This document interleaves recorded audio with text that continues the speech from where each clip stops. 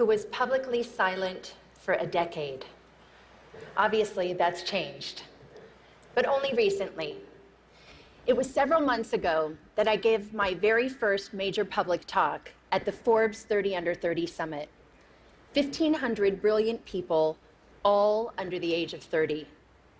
That meant that in 1998, the oldest among the group were only 14, and the youngest just 4. I joked with them that some might only have heard of me from rap songs. Yes, I'm in rap songs. Almost 40 rap songs. But the night of my speech, a surprising thing happened. At the age of 41, I was hit on by a 27-year-old guy. I know, right?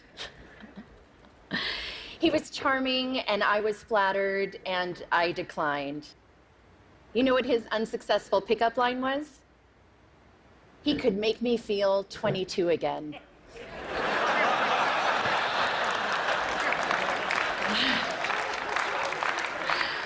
I realized later that night, I'm probably the only person over 40 who does not want to be 22 again.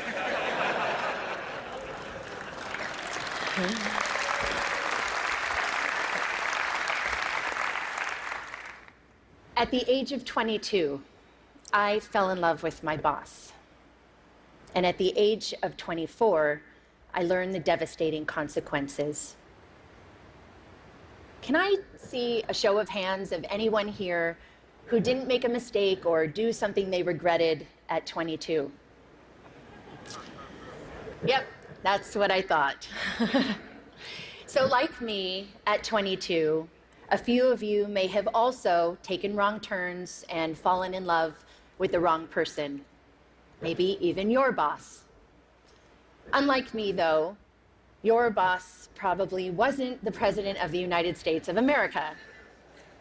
Of course, life is full of surprises. Not a day goes by that I'm not reminded of my mistake, and I regret that mistake deeply.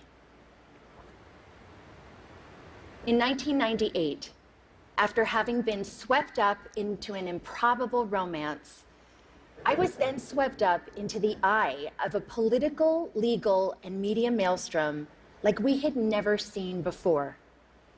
Remember, just a few years earlier, news was consumed from just 3 places: reading a newspaper or magazine, listening to the radio, or watching television. That was it. But that wasn't my fate. Instead, this scandal was brought to you by the digital revolution. That meant we could access all the information we wanted, when we wanted it, anytime, anywhere. And when the story broke in January 1998, it broke online. It was the first time the traditional news was usurped by the internet for a major news story. A click that reverberated around the world. What that meant for me personally was that overnight, I went from being a completely private figure to a publicly humiliated one worldwide. I was patient zero of losing a personal reputation on a global scale almost instantaneously. This rush to judgment enabled by technology led to mobs of virtual stone throwers. Granted, it was before social media, but people could still comment online, email stories, and of course, email cruel jokes. News sources plastered photos of me all over to sell newspapers, banner ads online, and to keep people tuned to the TV. Do you recall a particular image of me, say, wearing a beret? Now, I admit I made mistakes, especially wearing that beret. But the attention and judgment that I received, not the story, but that I personally received, was unprecedented. I was branded as a tramp, tart, slut, whore, bimbo, and of course, that woman. I was seen by many, but actually known by few. And I get it. It was easy to forget that that woman was dimensional, had a soul, and was once unbroken. When this happened to me 17 years ago, there was no name for it. Now we call it cyberbullying and online harassment. Today, I want to share some of my experience with you, talk about how that experience has helped shape my cultural observations, and how I hope my past experience can lead to a change that results in less suffering for others. In 1998, I lost my reputation and my dignity. I lost almost everything, and I almost lost my life. Let me paint a picture for you. It is September of 1998. I'm sitting in a windowless office room inside the office of the Independent Counsel, underneath humming fluorescent lights. I'm listening to the sound of my voice on surreptitiously taped phone calls that a supposed friend had made the year before. I'm here because I've been legally required to personally authenticate all 20 hours of taped conversation. For the past 8 months, the mysterious content of these tapes has hung like the sword of Damocles over my head. I mean, who can remember what they said a year ago? Scared and mortified, I listen. Listen as I prattle on about the flotsam and jetsam of the day. Listen as I confess my love for the president and, of course, my heartbreak. Listen to my sometimes catty, sometimes churlish, sometimes silly self being cruel, unforgiving, uncouth. Listen deeply, deeply ashamed to the worst version of myself, a self I don't even recognize. A few days later, the Starr Report is released to Congress, and all of those tapes and transcripts, those stolen words, form a part of it. That people can read the transcripts is horrific enough. But a few weeks later, the audio tapes are aired on TV and significant portions made available online. The public humiliation was excruciating. Life was almost unbearable. This was not something that happened with regularity back then in 1998. And by this, I mean the stealing of people's private words, actions, conversations, or photos, and then making them public. Public without consent, public without context, and public without compassion. Fast forward 12 years to 2010, and now social media has been born.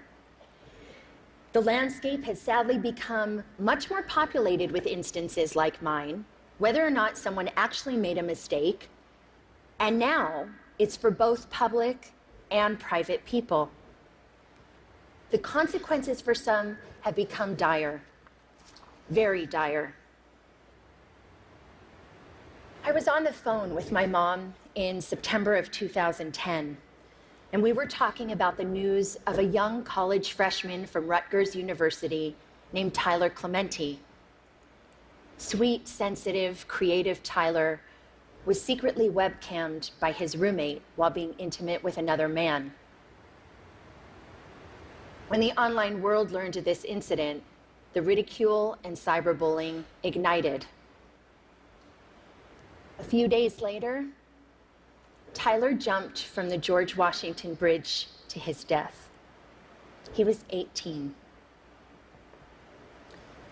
My mom was beside herself about what happened to Tyler and his family, and she was gutted with pain in a way that I just couldn't quite understand.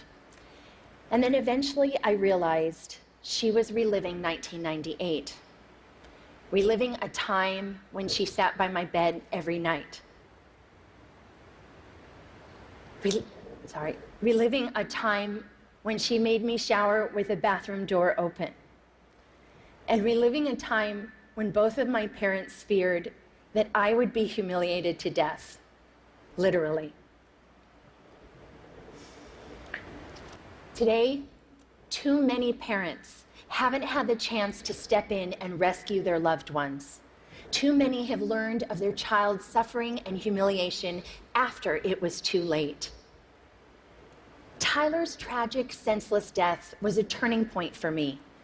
It served to recontextualize my experiences, and I then began to look at the world of humiliation and bullying around me and see something different.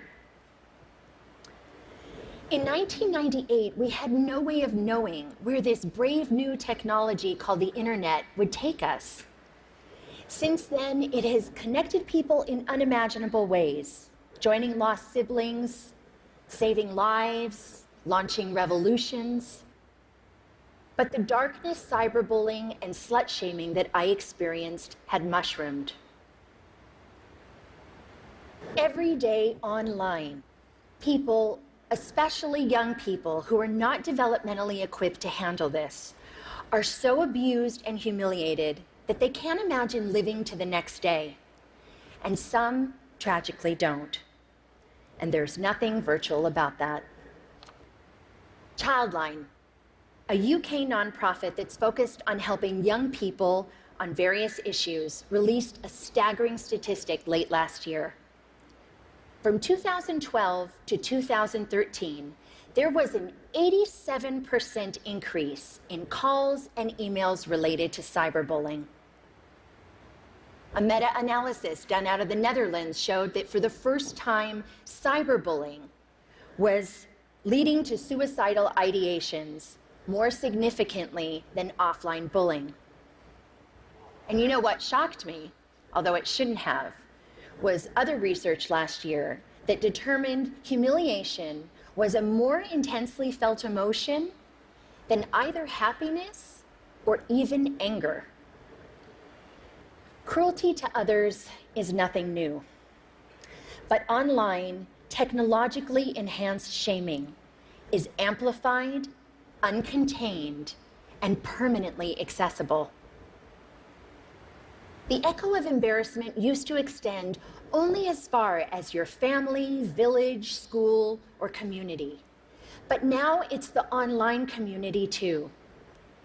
Millions of people, often anonymously, can stab you with their words, and that's a lot of pain. And there are no perimeters around how many people can publicly observe you and put you in a public stockade. There is a very personal price to public humiliation, and the growth of the internet has jacked up that price. For nearly 2 decades now, we have slowly been sowing the seeds of shame and public humiliation in our cultural soil, both on and offline. Gossip websites, paparazzi, reality programming, politics, news outlets, and sometimes hackers all traffic in shame. It's led to desensitization and a permissive environment online, which lends itself to trolling, invasion of privacy, and cyberbullying. This shift has created what Professor Nicholas Mills calls a culture of humiliation. Consider a few prominent examples just from the past 6 months alone. Snapchat, the service which is used mainly by younger generations and claims that its messages only have the lifespan of a few seconds. You can imagine the range of content that gets. A third-party app which Snapchatters use to preserve the lifespan of the messages was hacked. And 100,000 personal conversations, photos, and videos were leaked online to now have a lifespan of forever. Jennifer Lawrence and several other actors had their iCloud accounts hacked and private, intimate, nude photos were plastered across the internet without their permission. One gossip website had over 5 million hits for this one story. And what about the Sony Pictures cyber hacking? The documents which received the most attention were private emails that had maximum public embarrassment value. But in this culture of humiliation, there is another kind of price tag attached to public shaming. The price does not measure the cost to the victim, which Tyler and too many others, notably women, minorities, and members of the LGBTQ community have paid, but the price measures the profit of those who prey on them. This invasion of others is a raw material, efficiently and ruthlessly mined, packaged, and sold at a profit. A marketplace has emerged where public humiliation is a commodity and shame is an industry. How is the money made? Clicks. The more shame, the more clicks. The more clicks, the more advertising dollars. We're in a dangerous cycle. The more we click on this kind of gossip, the more numb we get to the human lives behind it. And the more numb we get, the more we click. All the while, someone is making money off of the back of someone else's suffering. With every click, we make a choice. The more we saturate our culture with public shaming, the more accepted it is, the more we will see behavior like cyberbullying, trolling, some forms of hacking, and online harassment. Why? Because they all have humiliation at their cores. This behavior is a symptom of the culture we've created. Just think about it. Changing behavior begins with evolving beliefs. We've seen that to be true with racism, homophobia, and plenty of other biases today and in the past. As we've changed beliefs about same-sex marriage, more people have been offered equal freedoms. When we began valuing sustainability, more people began to recycle. So as far as our culture of humiliation goes, what we need is a cultural revolution. Public shaming as a blood sport has to stop. And it's time for an intervention on the internet and in our culture. The shift begins with something simple, but it's not easy. We need to return to a long-held value of compassion and empathy. Online, we've got a compassion deficit, an empathy crisis. Researcher Brené Brown said, and I quote, "Shame can't survive empathy. Shame cannot survive empathy." I've seen some very dark days in my life. It was the compassion and empathy from my family, friends, professionals, and sometimes even strangers that saved me. Even empathy from one person can make a difference. The theory of minority influence, proposed by social psychologist Serge Moscovici, says that even in small numbers, when there's consistency over time, change can happen. In the online world, we can foster minority influence by becoming upstanders. To become an upstander means, instead of bystander apathy, we can post a positive comment for someone or report a bullying situation. Trust me, compassionate comments help abate the negativity. We can also counteract the culture by supporting organizations that deal with these kinds of issues, like the Tyler Clementi Foundation in the US. In the UK, there's Anti-Bullying Pro, and in Australia, there's Project Rocket. We talk a lot about our right to freedom of expression, but we need to talk more about our responsibility to freedom of expression. We all want to be heard, but let's acknowledge the difference between speaking up with intention and speaking up for attention. The internet is the superhighway for the id. But online, showing empathy to others benefits us all and helps create a safer and better world. We need to communicate online with compassion, consume news with compassion, and click with compassion. Just imagine walking a mile in someone else's headline. I'd like to end on a personal note. In the past 9 months, the question I've been asked the most is why? Why now? Why was I sticking my head above the parapet? You can read between the lines in those questions, and the answer has nothing to do with politics. The top note answer was and is because it's time. Time to stop tiptoeing around my past, time to stop living a life of opprobrium, and time to take back my narrative. It's also not just about saving myself. Anyone who is suffering from shame and public humiliation needs to know one thing. You can survive it. I know it's hard. It may not be painless, quick, or easy, but you can insist on a different ending to your story. Have compassion for yourself. We all deserve compassion, and to live both online and off in a more compassionate world. Thank you for listening.